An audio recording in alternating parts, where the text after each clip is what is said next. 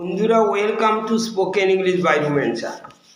আমি তোমাদেরকে আজকে জয়নিং শেখাচ্ছি। দেখো, জয়নিংয়ের প্রথমত বেসিক লেভেল, যেটা বাচ্চাদের জন্য, যেটা তোমরা যেমন হু দিয়ে জয়নিং করো, হু ব্যক্তির পরিবর্তে বসে, হি সি দে, এরকম।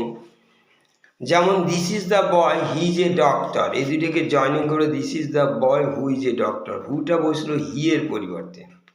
হিটা কি? হিটা হচ্ছে প্রোনাউন, বয়ের পরিবর্তে, নাউনের পরিবর্তে যেটা বসে সেটা প্রোনাউন।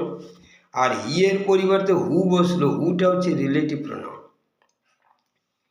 কেন রিলেটিভ প্রোনাউন? দুটো সেন্টেন্সকে জয়নিং করছে, সে রিলেশন তৈরি করছে, এই জন্য। আবার দেখো, এটাই যদি হুমের ব্যবহার শিখাচ্ছি, এটা হচ্ছে অবজেক্টের ক্ষেত্রে ব্যাস হয়। হি এর অবজেক্ট যেমন হিম হয়, সি এর অবজেক্ট হার হয়, দের অবজেক্ট দেম হয়, তখন আমরা হুম ব্যবহার করি, এটা পার্সন। যেমন this is the boy I like him, হিমটা হচ্ছে অবজেক্ট। হিমের পর this is the boy whom I like, এনে হিমের পরিবর্তে হুম বসলো। আবার দেখো, হুমটা কিন্তু বয়ের পাশেই বসলো, বয়ের পাশে দুজনে। This is the boy hmm, boy whom I like. কিন্তু মডার্ন ইংলিশে এই দেখো, অবজেক্টের পরিবর্তে যেটা বসে সেটা না বসালেও চলে। কিন্তু কেমন? This is the boy I like, এই ছেলেটাকে আমার পছন্দ। অর্থাৎ এখানে দেখো, আর this is the boy whom I like, এই সেই ছেলে যাকে আমার পছন্দ। এটা দেখতে পাচ্ছ অনেকটা, এটা আগেকার যুগে, এখন মডার্নে this is the boy, this is the girl I like, এই মেয়েটাকে আমার পছন্দ।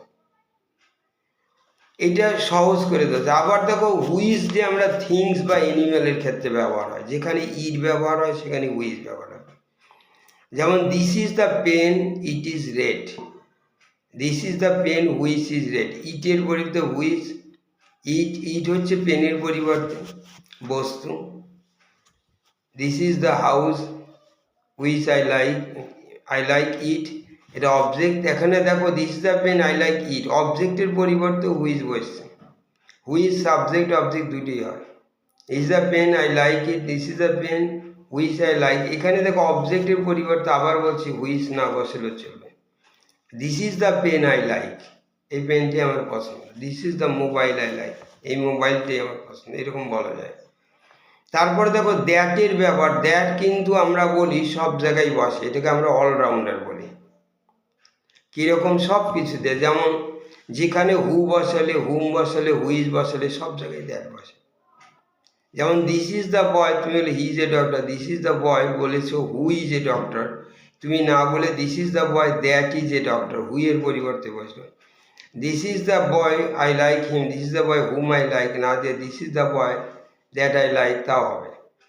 আবার দেখো, this is the pen which is red, this is the pen that is red, হুইচের পরিবর্তে দ্যাট। তাহলে দ্যাট দেখলে অলরাউন্ডার, দ্যাট সব জায়গায় কিন্তু বসে। এইবার চলো হুজের ব্যবহার, হুজ। এইবার দেখো, this is the boy his father is a teacher, হিজের পরিবর্তে হুজ বসে। এই সেই ভালো, যার বাবা teacher. This is the boy whose father is a teacher, হিজের পরিবর্তে। This is the girl whose mother is a doctor, this is the, এরকম হুজ মাদার, হুজ হবে। আর this is the women whose husband died yesterday, her husband, এখানে whose husband হবে। এগুলো whose বসে যার পরিবর্তে। এবার তো হোয়াটটাই হচ্ছে সবচেয়ে বেশি দরকার, কারণ হোয়াটটা একটু ব্যতিক্রম। হোয়াট একটা রিলেটিভ প্রোনাউন, যার সামনে কোনো নাউন থাকে না। অর্থাৎ যেমন এখানে লক্ষ্য করো, আমরা বলি অ্যান্টিসিডেন্ট, ওই নাউনটাকে। কেমন জিনিসটা ক্লিয়ার করি। যেমন তোমরা এমনি বললাম, কিন্তু দিস ইজ দ্য পেন, আমি বললাম দিস ইজ দ্য পেন, এই পেনটা হুইচ আই লাইক বা দ্যাট আই লাইক, এটা তো বললে। কিন্তু যখন তুমি, আমি হোয়াট দেবো, this is what I like, তখন দি পেন কথাটা, এই নাউন কথাটা কিন্তু দিতে হলো না। This is what I like, এই জন্য হোয়াটের সামনে কিন্তু নাউন বসে না। আবার দেখো, হোয়াটটা দরকার হয় বেশি রিলেটিভ প্রোনাউন। যেমন আমি বলবো হোয়াট, প্রথমে হোয়াট ইউ সে, তুমি যেটা বলেছিলে।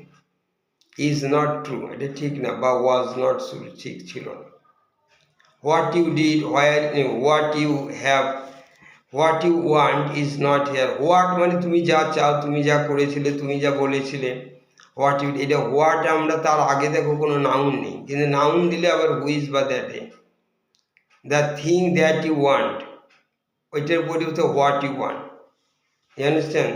হোয়াট দিলে সামনে নাউন থাকে না, এইটুকু মাথায় রাখবে। আর তারপরে এবার দেখো হোয়ার মানে place, this is the place where I was born, where দিলেই প্লেস, খুব সহজ। এখানে প্লেসের পরিবর্তে হোয়ার বসে, বা হোয়েন হচ্ছে time, do you remember the time, তোমার কি সময়টা মানে when we first met, the time when, বা টাইম উই ফার্স্ট মেট, বা do you remember when we first met. এখানে the time, when, month, year, এগুলো টাইমের পরিবর্তে আমরা হোয়েন ব্যবহার করি। আরেকটা জিনিস এখানে তোমার কিন্তু দ্যাট ব্যবহার হয়, দ্যাট দিয়েও হবে,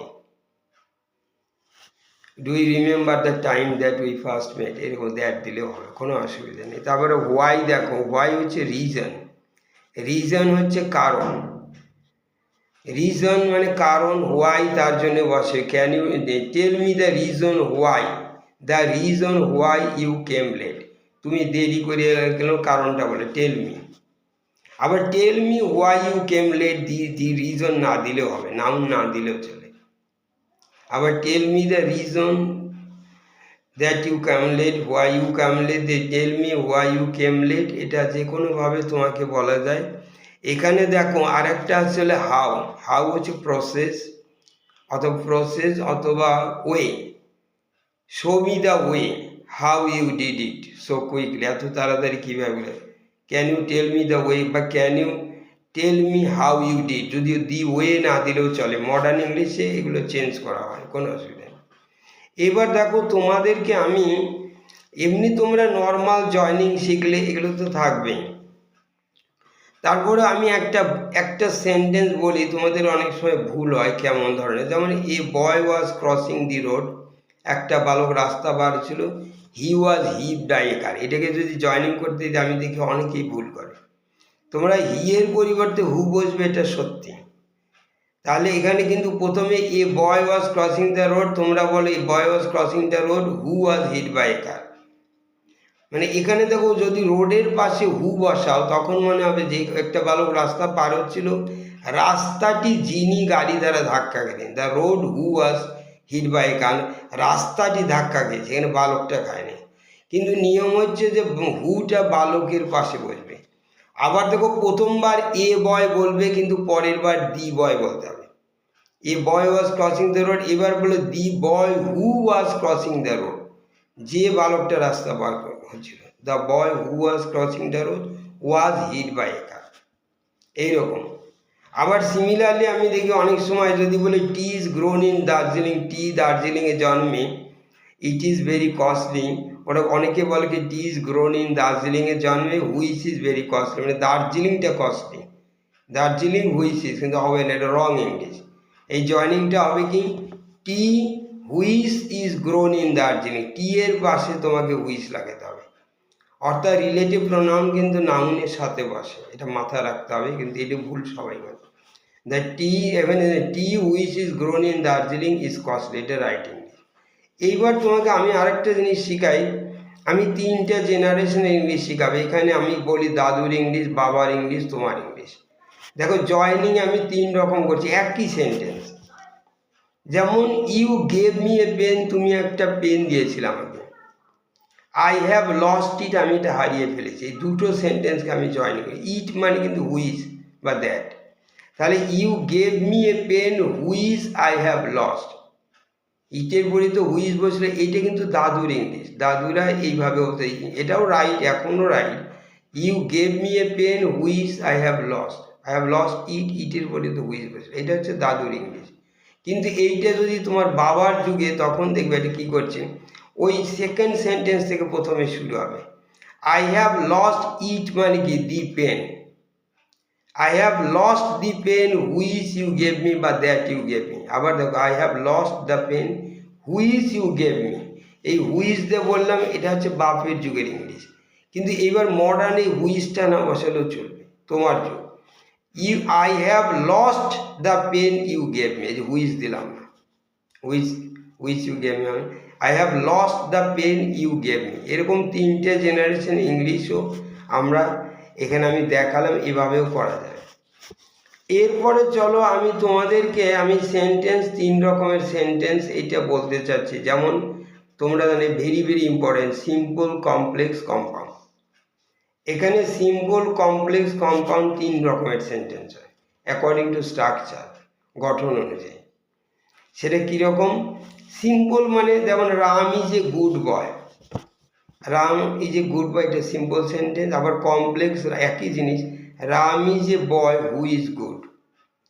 আবার দেখো compound, Ram is a boy and he is good. দেখো তিনটে ডিফারেন্স এবার বলি। Ram is a good boy, এটা ওরা বলছে যে এটা হচ্ছে দেখা যাচ্ছে যে একটাই সাবজেক্ট একটাই ফাইনাইট ভার্ব আমরা বলি। এখানে রাম ইজ একটা ফাইনাইট ভার্ব মানে যে ভার্বটা সেন্টেন্স কমপ্লিট করতে পারে। আবার নন ফাইনাইটও আছে যেটা সেন্টেন্স কমপ্লিট হয় না। এদেরকে আমি উদাহরণ দিই, যেমন ইটিং রাইস, ভাত খেয়ে, ভাত খেতে সেন্টেন্স হবে না। আই ওয়েন্ট টু স্কুল, এইবার হচ্ছে সেন্টেন্স। অর্থাৎ যেমন টু ইট মানে খেতে, আই ওয়ান্ট টু ইট, আমি খেতে যেতে, টু ইট এটাই ইনফিনিটিভ, এটা নন ফাইনাইট ভার্ব। সেটা আমি এখন পড়াচ্ছি না, পরে আসবে। আপাতত সে কোথায় একটা যে ভার্ব সেন্টেন্স কমপ্লিট, একটাই সাবজেক্ট একটাই verb. Ram is a good boy, Ram একটা সাবজেক্ট, ইজ একটাই ভার্ব, এই জন্য এটা কিন্তু সিম্পল সেন্টেন্স, একটা সাবজেক্ট একটাই ভার্ব, তাও ফাইনাইট ভার্ব। আবার দেখো কমপ্লেক্সে তা না, Ram is a boy who is good, এখানে দুটো পার্ট আছে, রাম ইজ এ বয় এটা একটা পার্ট, আর হু ইজ গুড এটা একটা পার্ট। এইগুলোকে আমাদের এক একটা ক্লজ বলি। ক্লজ মানে যার মধ্যে একটা সাবজেক্ট একটা ভার্ব থাকে। এখানে দুটো ভার্ব আছে, রাম ইজ এ বয়, যে ইজ একবার হলো, হু ইজ গুড ইজ আরেকবার হলো, যে হু একটা সাবজেক্ট হয়ে গেল। আবার একটা সাবজেক্ট একটা ভার্ব থাকলে তাকে আমরা ক্লজ বলি। এখানে দুটো ক্লজ আছে, রাম ইজ এ বয় এটা একটা ক্লজ, এটাকে আমরা মেইন ক্লজ বলা, মেইন ক্লজ বা প্রিন্সিপাল ক্লজ বলতে পারি। আর হু ইজ গুড যে হয় ভালো, এটাকে আমরা বলি সাবঅর্ডিনেট ক্লজ বা ডিপেন্ডেন্ট ক্লজ। পার্থক্যটা দেখো, মেইন ক্লজ দেখো কার উপর ডিপেন্ড করে না। যেমন রাম ইজ এ বয়, এটা নিজে একটা সেন্টেন্স তৈরি করতে হবে, রাম ইজ এ বয়, রাম একটা ভালো, দেখো কোনো কার উপর ডিপেন্ড করে না।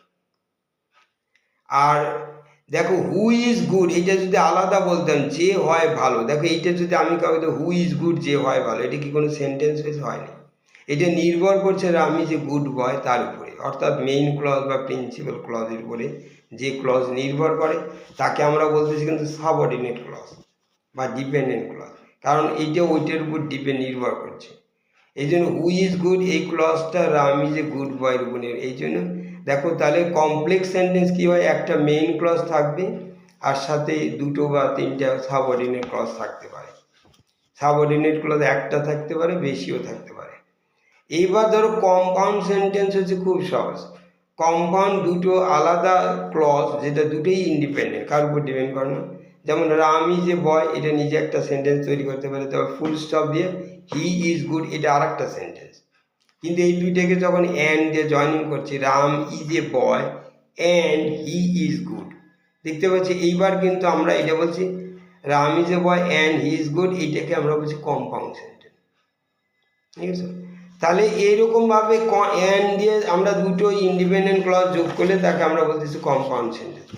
এরকম এরপরে আমি দেখাবো যে ঠিক আছে, থ্যাংক ইউ, এখানেই থাক।